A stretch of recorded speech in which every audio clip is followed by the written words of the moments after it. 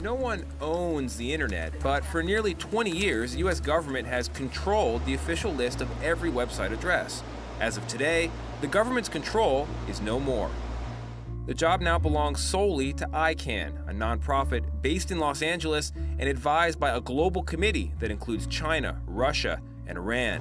If ICANN deletes an address, it could, in effect, delete a website, a threat that caught the eye of Texas Senator Ted Cruz.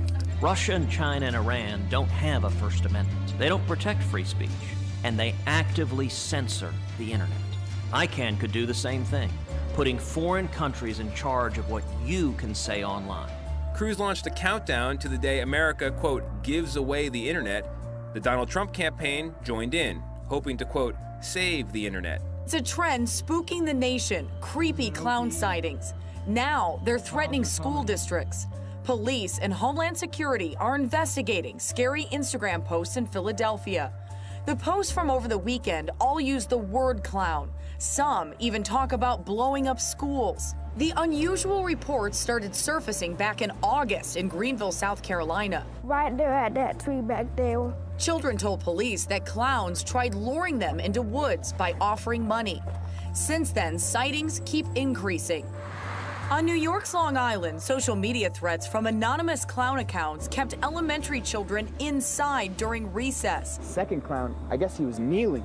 Parent Kalik Owens. Nobody knows how to defend against it because we don't know if it's a prank or if they're really trying to harm people. Now police are using social media to track down the costumed offenders.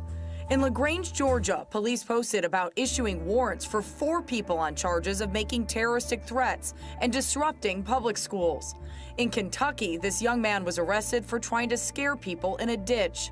Police have arrested at least 12 people across the United States for participating in menacing stunts or making false reports.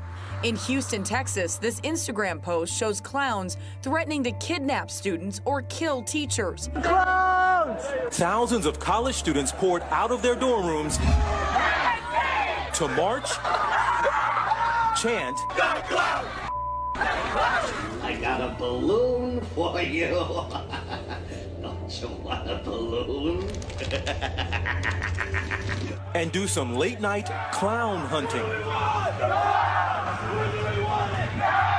Rumors of clown sightings at Penn State spread on social media, triggering the clown mob. One student tweeted, "The clowns have come to Penn State. This is not okay." And the school newspaper shared this photo of a clown projected onto campus apartments. Clown phobia is now sweeping campuses across the country after what authorities are now calling a series of social media pranks gone awry. At Merrimack College in Massachusetts, the campus was on lockdown after a Twitter report of a clown with a pitchfork in a dorm. Japanese automaker Toyota has announced plans to sell a new doll-like robot called Kurobo Mini. The 10-centimeter tall robot supposedly has the intelligence of a 5-year-old. It can carry on simple conversations and respond to emotions. The general manager of the project, Fuminori Kotaka, says the robot can serve as a faithful companion. Pre-orders for Kurobo Mini will start in Japan later this year. New security concerns along the border with Mexico. Customs agents say the illegal immigration crisis is getting worse and preventing officers from doing their jobs. You know, this reminds me of what we saw a couple years ago, right? Yeah, exactly, Melissa. And this time, however, U.S. Border Patrol tells us the problem is actually worse. And this is a fairly unreported story, but the number of unaccompanied minors and family units apprehended so far are well on track to surpass the numbers from 2 years ago. And Texas is the epicenter, down in the Rio Grande Valley, where an estimated 2/3 of those entering the country illegally pass through. For context, more than 54,000 unaccompanied minors have already been processed since August, compared to a little more than 66,000 in all of 2014. You can see where they're going. So why the increase? You have so many people that are coming in and they're being released into the country, and the word's getting back to their home country. So they're mobilizing because they don't know what tomorrow will bring, but they know that today they can cross. And this is absolutely fascinating. When we were down at the border shooting this last week, one immigrant told me that word is spreading in Mexico and Central America to get here now, because if Donald Trump wins, the word on the street down there is that the wall will go up, things will be sealed off. So the smugglers are saying to get here now, Melissa. Obama was handed his first veto override on September 28th as the Senate voted 97-1 and the House voted 348-77 to override President Obama's veto of the 9/11 lawsuit bill. After the dust settled, Obama's corporocratic lackeys were shell-shocked by the implications. Senate Majority Leader Mitch McConnell said nobody really had focused on the potential downside in terms of our international relationships. I think it was just a ball dropped. The legislation backfired more like it. The door has now been kicked wide open for all of the families devastated by U.S. drone strikes in the Middle East to sue the pants off of the executive branch, the CIA, and top military leaders of the U.S. government. A mountain of evidence clearly linking Obama and the Clinton-Bush crime family to drone strikes in the Middle East sits in the public record. In 2009, the New York Times reported that 3 days after taking the oath of office in 2008,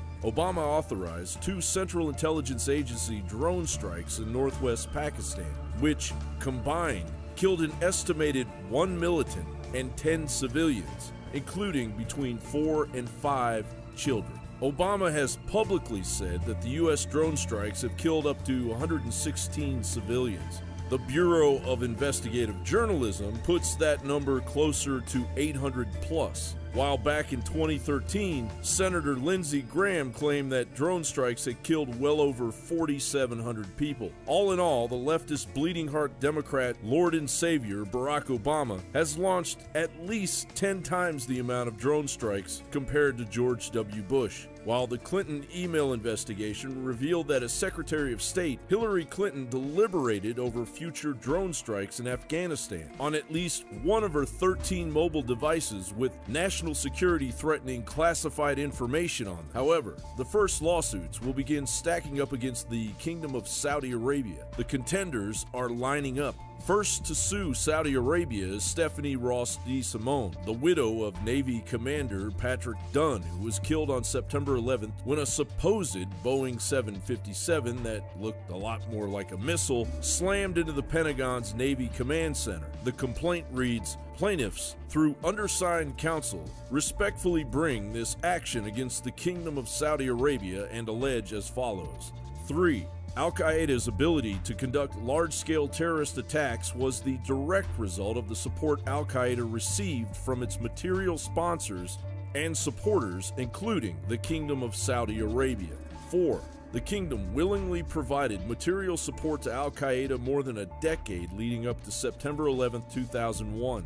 With knowledge of Al-Qaeda's intent to conduct terrorist attacks against the United States, and an awareness that Al-Qaeda would use the support provided by the kingdom to achieve that objective. 5.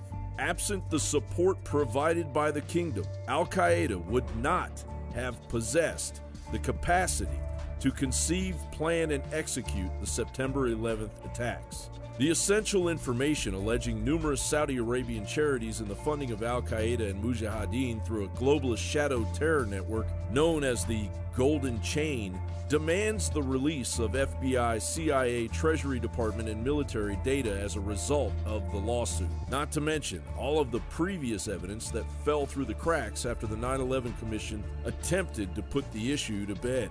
For instance, key evidence still exists in Southern California. The LA Times reported the alleged Southern California connection is the key to showing that Saudi Arabia financed Muslim extremists who played a direct role in supporting some of the hijackers, according to the lawyers for the families of those killed in the 2001 terrorist attacks. The families contend that lower-level Saudi operatives in Southern California helped find housing for the 2 hijackers, both Saudi citizens, Months before, they muscled their way into the cockpit of an American Airlines passenger jet that smashed into the north side of the Pentagon. The families hoped to find the evidence in thousands of classified FBI, CIA, and Treasury Department documents that could be made public as part of discovery in federal court. This is great news, America, but we need to keep their feet to the fire. The globalists have unwittingly found themselves on trial for the crimes that they committed in the name of creating a new world order police state that appears to be on the precipice of imploding.